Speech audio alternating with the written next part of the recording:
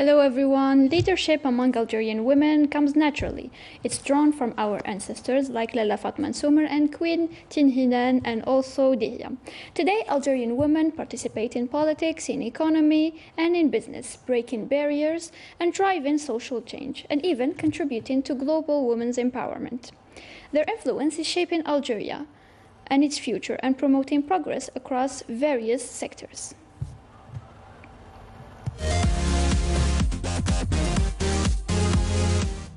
Joining us here today, I'd like to welcome my guests, Shiraz bin Salman. Hello. Hello, thank you for your invitation. Our pleasure. I'd like also to welcome our second guest, Lydia Azraraq. Welcome. Hello, thank you so much for having me. Thank you for accepting our invitation, ladies. So, as I said in the beginning, our topic will be women empowerment. Can you start first by presenting yourself so that the audience knows that we have our very powerful woman present with us today? Thank you so much, and hopefully when I introduce, they won't feel that you did make the right choice. So I'm actually an entrepreneur. I've been an entrepreneur for the last 10 years. I have two companies. My first company is called Pitch Well Fast. It is a business development and project management consulting company. So we support individuals, companies, authorities get access to the right resource so that they can grow. So that means that if you're looking for training, we will actually be able to support you with your sales training, with empowerment, with leadership. We actually are even consultant and been doing some training for AUDA-NEPAD, the African Union Development Agency in programs such as the 100 million MSMEs. We have also some projects, especially on our continent, that takes the form of African webinars with the authorities. So we try to learn from each other, do some good practices, and have the different government from ministries of health, ministries of economies to truly benchmark and have some peer-to-peer review. And I also created another company called Coach Tribe, which is a platform for online coaching. So this is more tailored to people who are looking to grow personally or professionally, or even actually for experts, be it women or not women, but who have expertise and want to support people or companies develop themselves. So those are the two main projects I would say that I work on, and my companies, my ventures. So I was right, quite a powerful businesswoman. Yes. Lydia, can you introduce yourself? Sure, my name is Lydia Azraraq. I'm 22 years old. I'm actually an English teacher in middle school. At the same time, I'm the podcast owner of the Brainy Podcast with Lydia, where I give women the space to talk about their struggles and promote for their cultures in Algeria as well. I'm active in volunteering. I'm the manager of Real Algerians with a humble experience of 4 years in more than 5 organizations. That's amazing. Quite the career you got there, Lydia. So, ladies, I'm sure that both of you have faced situations where you had to lead a bunch of people, where you had to be the leader. Can you talk to us about a couple of these instances? I think when it comes to leading people, sometimes you might not know it, that you're going to end up leading them. Exactly. One of my first actually, the job that I had before starting my companies, I was a project director, and I would always remember, even in one of my interviews, my ex-boss asking me, "Are you a follower or a leader?" And I had mentioned that I can be both, depending on the people that we've had. Yeah. Exactly, but. One of the recent example I might give is, so part of the job that we do, as I mentioned, we do business development. So we organized a business delegation to Ethiopia and Kenya with Algerian companies to support them in their export ventures. So we had to take those Algerian decision makers to those countries that they do not know. We organized for them, obviously, the whole mission, and we introduced them to the key people, be it from government, regulators, and potential partners. So funny enough, my business partner, obviously, is actually a man, and all the decision who came with us were men as well. We didn't have women in that delegation, but we ended up, I ended up leading that delegation. I was also the point of contact because, as I mentioned through our webinars, I was the one who knew the ministries and knew best the market. But at the end of the day, what made us, with my business partner, I would say the leaders also of this delegation is the complementarity, because we knew what we were good at, what was our forte, and people will end up following, even though I don't like this word, if you're actually showing that you have the expertise, Yes. that you know what you're talking about. Yeah. It's not so much about I am the boss, listen to me, but more about this is the value that I can bring, and people would naturally then potentially follow you, but more in the way of, okay, I'm going to listen and be guided by you. So that's maybe one of the examples that I can share for now. I think having a clear vision about what's going on and quite the information that you might need and when people might ask you, I think that can help you take on the leader's role. Definitely, because people want, especially in business areas, for example, when we're looking at helping them getting into a new market, you actually yourself need to know the market. You need to know the culture. You need to know how people do think. You are the one who is supposed to support them in navigating all those cultural or business change. So I think this is what leadership is also a lot about, because it is about navigating and embarking people with you and making sure that they can get to the place that they want to do, and you're actually more supporting than just pushing them. Yes, exactly. Lydia, I'm sure that you have taken on the leader's cap many times before in your classroom, leading, I think we have now 30 students, something like that. It's a very big number, especially when they're kids or teenagers. Very hard to control. Absolutely. So how do you do it? How do you take on the leader's role? Well, basically, inside my classroom, I really make sure to give them the rules. So we always have to go back to the classroom charter so that everyone understands his role. Now, outside of the classroom, outside of the teaching job, I do agree with what you said, actually. But what I usually do as well when we're facing a gray area is that I encourage them to go embark on the journey without having to necessarily know everything if we already have the goal in mind. So my leadership, in a way, is about taking the initiative and facing the obstacles that we have ahead of us. That's a very good answer. I love that. So I'm sure you have faced many challenges, whether it be about your gender or your age or your position, or you're just being a woman in a leader's role. How do you face these challenges? Well, actually, it's all about the stereotypes. Not all women in Algeria can have access to leadership opportunities or roles. So when one has that role, I mean, as in my case, the pressures are mainly societal pressures. So they kind of put you in a box. So like, if you're a teacher, then why go organize an event about mobilization, youth mobilization? They would tell you that you're wasting your time, even though you're not really doing that because it's a noble cause at the end of the day. Besides this, I would say it also adds a lot of emotional load to you that you don't necessarily know how to handle sometimes. True. Mainly when the friction is between your family and society. So these are the two main struggles I had to face, besides the other stereotypes, of course. What about you, Sharaz? Unfortunately, I would say no matter where you are, in a lot of countries, sometimes you would face those stereotypes and you just wonder, truly, are we still, that I think I'm not the only one, but even if we still go to those women-specific conferences, talking about women leadership, talking about women empowerment, we end up always talking about, to some extent, the same problems. The same problems, right. And I'm hoping that one day we are not talking about them anymore. I have one example that actually was just last February, not even actually, this February, I won't say who it is, the person, but it was a high diplomat. And still, because I was a woman, he thought that I was the secretary of my business partner, that I was his assistant. Although, equal my partners. business partner, he said, this is my partner. So we're clear about what is my role here, but still. And that pushed me to have to justify myself, justify my experience, to truly explain I am not his assistant. I'm actually equal, if not better to some extent, because I have some expertise that he doesn't have. You do have some strong suits. Exactly. And if we decided to work together, it is because we have both our strength and we decided to combine it.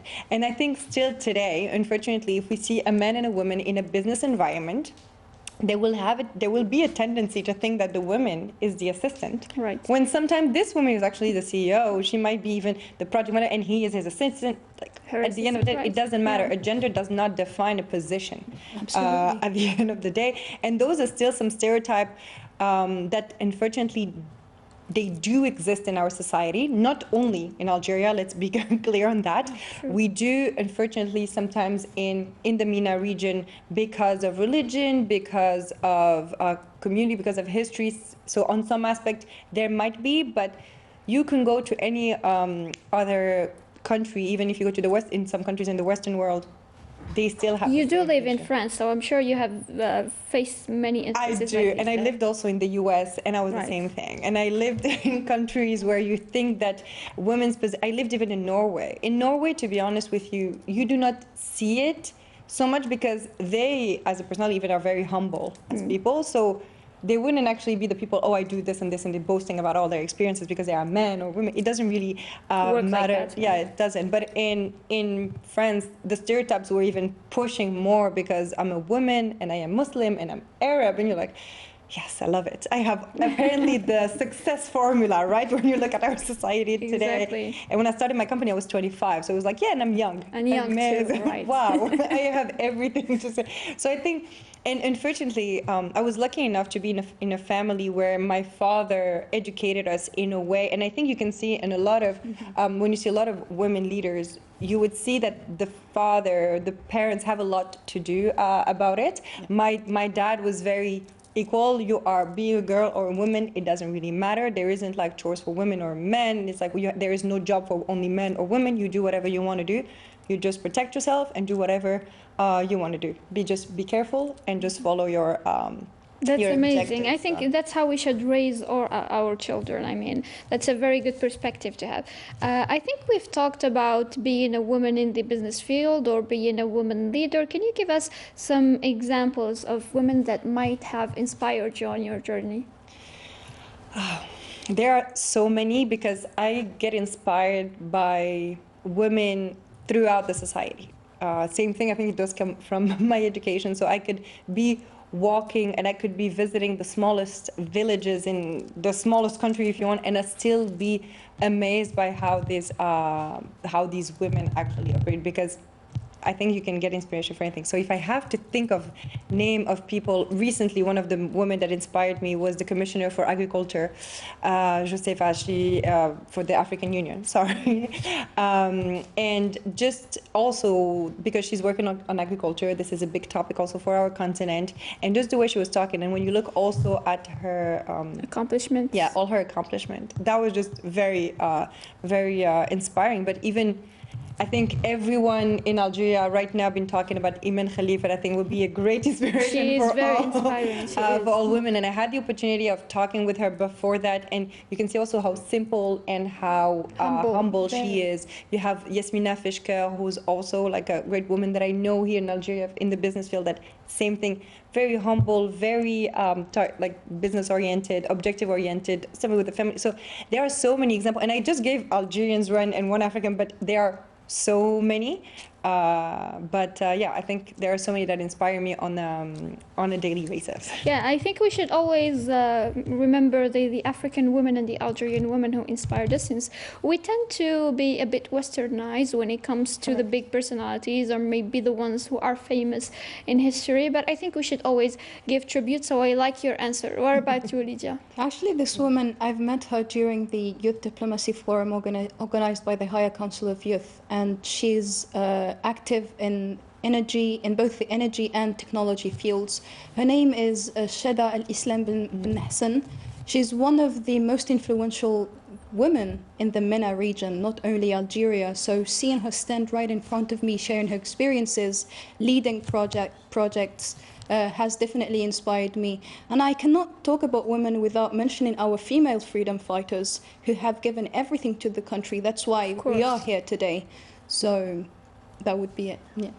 That's amazing. I love your answers. So, ladies, when it comes to education, I think that educational institutions play a very important role. Lydia, as a teacher, Yes. how do you maybe instill this thought of equality, that women that can be leaders in the future? And maybe when it comes to your children, your class, the ones that you have in your class, I mean, you do influence them one way or another. How do you go about that? I love this question. As an educator, I have definitely seen that there's a lack of education on women empowerment. So as a woman who is nominated as the youngest teacher in Tizi Ouzou, teaching very young teenagers, and most of my classrooms have girls, so when they ask me about my experience, for example, in Algiers, coming from Tizi Ouzou, you know, a very small village, etc., they do get inspired by all of the experiences. So I do believe when you lead by example, you actually leave an impact. And in my classes, I usually always mention, I actually, most of the time mention at least one historical figure, Algerian female figure, who has contributed to society, just to tell I actually address men as well when talking about these women, to tell them that, yes, you do have your place in society, but we do have ours as well, and we owned it at this point, so. That's great. I love the way you do it. Shiraz, you also work in training, in coaching, so I'm sure that you somewhat have an influence on these people that you teach or coach. How do you go about inspiring them when it comes to women leadership? You know, funnily enough, this year I was asked to give for one of the incubation programs, to give a training on women empowerment and women leadership. And the first thing and the people that I was training and coaching were both men and women, and I like what you were saying, because we shouldn't have a man versus woman or woman versus men. Exactly. That's I think the first thing. And for me, whenever we do those trainings, it is about stating the obvious about the fears, the mindset part as well, because at the end of the day, we do have some subconscious that comes that sometimes we might not want to go in X field or do X experience just because it's male dominated. It is male dominated, or there's always, and we have to be honest with ourselves, we are in a society where unfortunately there's a lot of what would people think. Exactly. And this sometimes then make it hard for women to might want to pursue something, might want to go to another city because they are scared of what people might think. They might be just scared because they don't know. So when we do those trainings, I'm not here to tell them everything is perfect, because it is not, and that would be. I'm not here to tell them I have the perfect formula, but it's more about giving them the tools. What can they do to build their resilience? What can they do to make sure that they show up for themselves, that they actually build themselves up so that they have all the tools that they need, so that no matter if they are a man or a woman, they can do whatever. Yes, they are qualified, because at the end of the day, that is it. And also, it is about truly bringing awareness to these to men, to know that there are things that they might not be aware because they're not facing it. And even if I have friends that are very supportive of whatever I do and very supportive of anything that a woman would do, but at the end of the day, only women can understand what women face. But we have to also give it to even our society in Algeria, that there are a lot of programs, there's a lot of things that do exist in our country that are done for women. So we're not completely off the map. Yes, let's not. We have to embrace that. We have to embrace the good and the bad. And whenever, again, because your question was about truly the training part and coaching, it is truly at the end of the day empowering them, but they have to empower themselves. And I always tell them, here today they asked me to speak, like today you invited us because you felt we were an example, but so it is also our responsibility to be ambassadors of what women can do, not because we are the best people and just we manage. You can present the right image of these Algerian women, but also to show them that there are possibilities. They are just limiting themselves. Exactly. And then maybe somebody else's path might be also inspiring just because it shows that there is a possibility. And for me, this is the most important thing, just like showing that it is possible, just give it a try. Worst case scenario, you might not done it, but at least you won't regret it because you didn't try it. Exactly. That's actually pretty solid advice. Thank you. So, ladies, I'm sure that you've heard that most lawyers in Algeria are women. We have a lot of young girls studying to be engineers, to be doctors. So I think we're slowly dominating a few of these fields. But leadership roles are very hard to get into, especially for women. What's a piece of advice that you could maybe give a woman who's interested in being always on the top, on being the leader? So so you see, my advice would be, don't focus on being at the top. Right. Focus on what is your objective, what do you want to accomplish, and how do you think you'll be able to accomplish that? at best. So yes, maybe by being like an MD or a director, it might be it, but sometimes even just at a community level, even just in your department, you will be able to do it. So, because at the end of the day, I don't want people to feel like it is only if I am this that I will be able to That have I made it, an right. impact.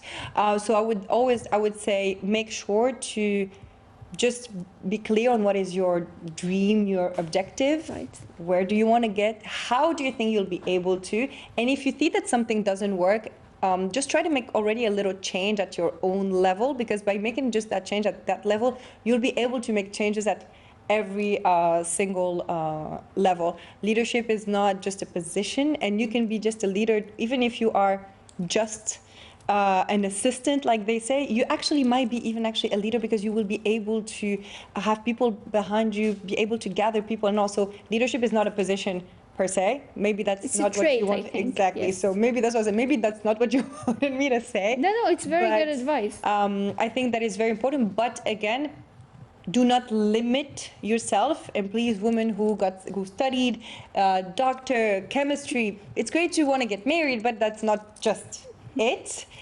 You can do more. You could if have a you family want. and Yes, while you still could being do that. honestly whatever you feel like you want to do. Just finding the way that you want to do it. And you can also go to some companies that potentially embrace more those, they have the policies that are more towards that. We had a big event with SLB last year that was all about women, and they have a big big projects on that, so are pushing on this. So you have, I'm not working for SLB, let's be honest, but I'm just giving one example. So you can also do research on institutions that whether you can see that they have a lot of women in the leadership position, or they do have programs that are tailored to women, so that if this is what you want and you want to feel, you can choose your empowerment. Right. Exactly. That's amazing. Lydia, what about you? A piece of advice. I feel like leadership is not linked to X title. Leadership is kind of a lifestyle. It is. You know, do what you preach. So I believe if you're a woman who's interested in business, then having this special network of women that can guide you and show you and share with you their experiences, so that you can learn more about the do's and the don'ts in the field, may be very useful. For example, you have the Algerian Center for Social Entrepreneurship, is a space where you can go and learn about business. You have Sidra Association. You know, they also encourage a lot of women who are interested in civic participation. Like they do a lot of volunteer Exactly, work. yes. Not only this, other programs that are provided by the United Nations Development Program as well. It's all about the network.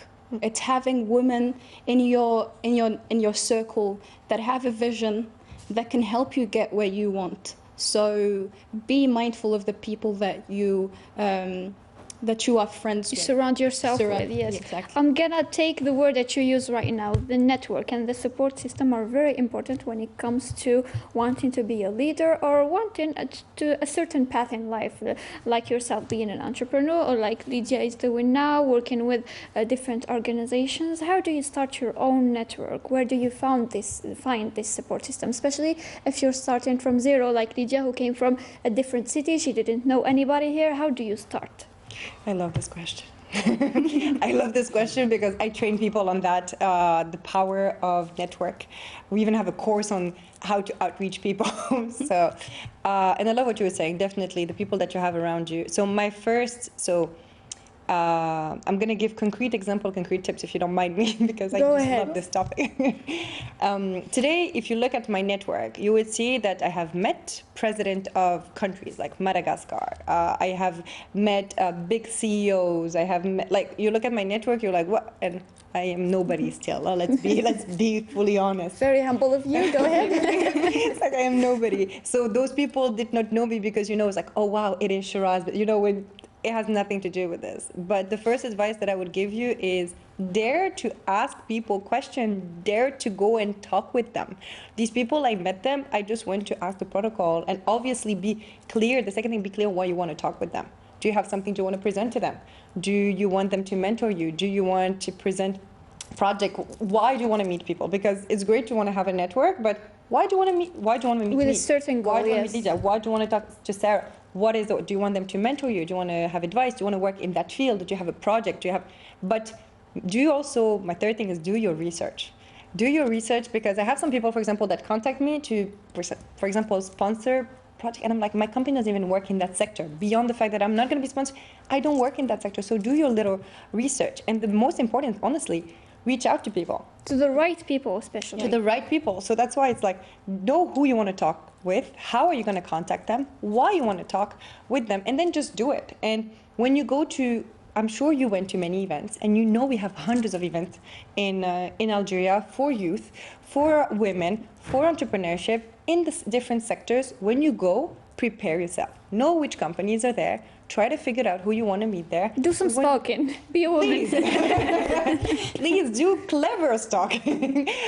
So that when you go, you can be like, hi, I'm here because I want to talk to X person. But then they will ask you why. So this is why I'm like, it's all about preparation. Your network is your net worth. I did not invent this sentence. It is true. And then the most important, because people, they're very good at that step, but they're very bad at nurturing the network. Do a follow-up. Yeah. Nurture people. Talk with them. You know, WhatsApp. Give them updates about you. So that would be it. And then just join some communities. I'm right, for example, myself, I'm in many networks. There's one that is called Hive.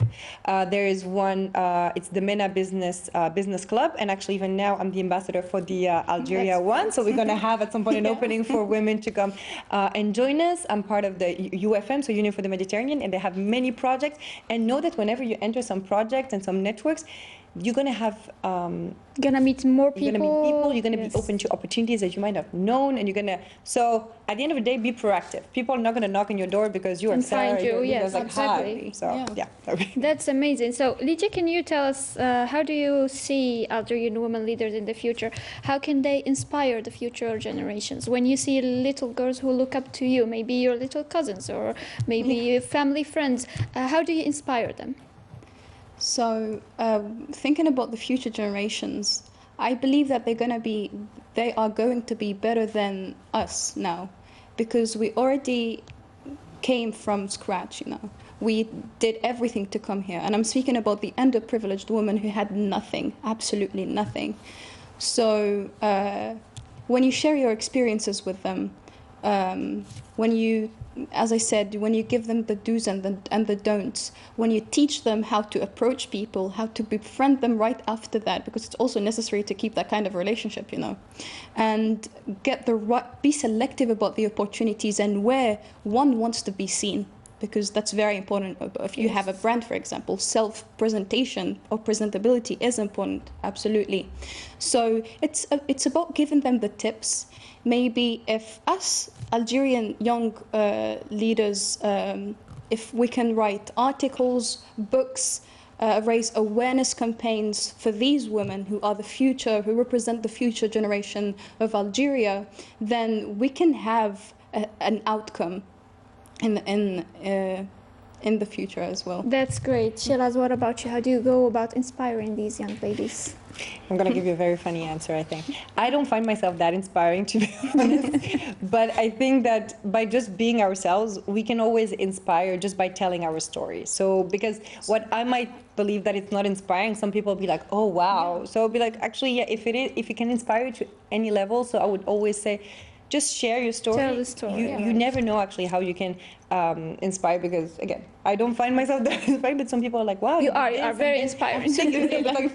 But truly, I think we as women specifically, because we tend to underestimate ourselves. That's the imposter syndrome talking. Right? So I think just don't undervalue yourself, don't underestimate yourself, tell your story. You never know how you might inspire someone. I inspired a very good friend of mine. She's Indian. If you look at her, now she's even like a millionaire. She has like 1 million followers. So I mean, like, we're not at the same, but I inspired her just to do solo travels, because I've traveled to 60 countries, and just because I showed her that, yeah, I just do it, because who are you going to wait for? I'm just like, you just do it. So even a little thing, moving from Tizi Ouzou to Algiers, right. Becoming a teacher, becoming a journalist. This might be like, oh yeah, it's a normal thing for us, but maybe for someone it's like, Oh, this is All inspiring. starts with I a want- story. Exactly. So That's that would- amazing. Thank you so much, ladies. This conversation has been amazing, and I think we've shared quite the helpful tips when it comes to our future women leaders. Any last words? I would say if you have an opportunity, just go and seize it. Mainly if it's one that can shape your future. And be someone who takes the initiative. Don't be afraid, just push forward. You never know what the future has in store for you. I mean, at least that's my motto, and that's why I'm here today with two wonderful ladies. So, this is it for the young Algerian women watching us who want to bring about change in society. It's all they have to do. It all starts with a decision. So, be a decision maker. Thank you, Lydia. What about you, Shiraz? I'll build on that and just, be the decision, take the action, and ask question. Because at the end of the day, it's by asking question you're going to learn something, and you never know. And don't be afraid to share your story, to show up, and just be yourself. Thank you so much, ladies. Wish you all the luck in your future endeavors, and I hope to have you as our guests in the future too. Thank you. Thank you, everyone, for watching today. Our topic was women empowerment. See you in another episode.